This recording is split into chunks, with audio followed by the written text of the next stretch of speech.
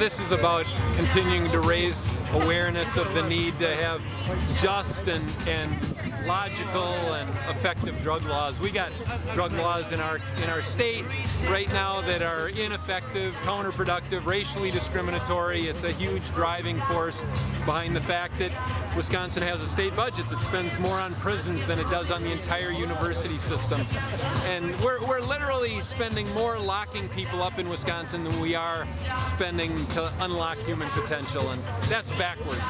That's just going down the wrong track. And I want to see Wisconsin not only strike a blow for personal freedom, but also strike a blow at one of the root causes of mass incarceration. And hey, this is even about opioids. If you look at the states around the country that have legalized medical marijuana, they're seeing opioid addiction and overdose rates dropping. So, you know, for people with chronic pain who are dealing with chronic pain management, cannabis is an option that can steer them clear from the addictive prescription drugs, the opioids that are being handed out like candy. There are so many reasons why we need sane drug laws. This is something that has been driven into a black market underground. I say bring it up above ground, have it sold in licensed dispensaries, tax the legal sales so that we derive public benefit. The drug is being used, it's being sold. It is widely consumed across the state, but we derive no public benefit from it, and we can do that, and it can make our state stronger. So the public, I think, is ready for this. The politicians have been afraid of it. All that's missing has been political will, so there's a need for political leadership, and I want to provide that. If you are elected governor, would you explore pardoning nonviolent drug offenders? Yeah, you know, the policy of the current governor has been to have no pardons under any circumstances. That's one of the many reasons why we imprison twice as many people than a state like Minnesota, for example. We keep people in prison. We lock them up and throw away the key. And if somebody's in prison for a nonviolent offense, if they haven't committed a violent act or damaged property, we shouldn't be keeping those people behind bars.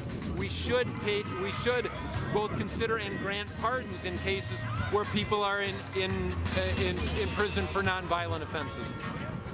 We've got to also think about doing away with crimeless parole revocation.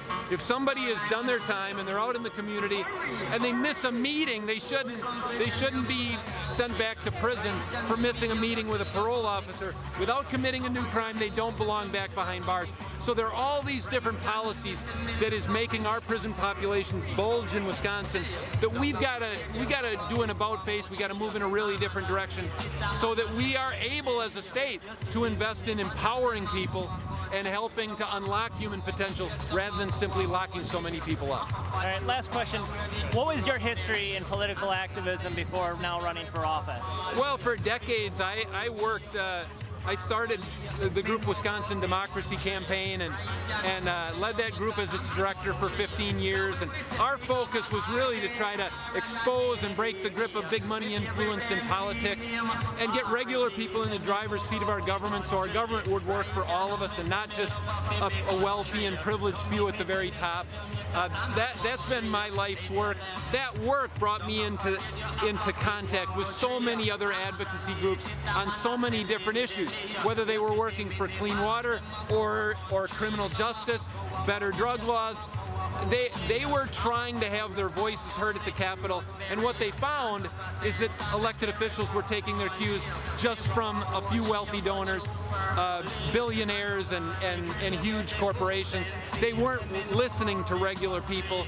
That's the problem underneath all these other problems, and it's something that led me eventually to become a candidate for governor. This is about breaking the grip of that big money influence so that we can have a government that actually responds to regular people and doesn't just do the bidding of a privileged few at the top.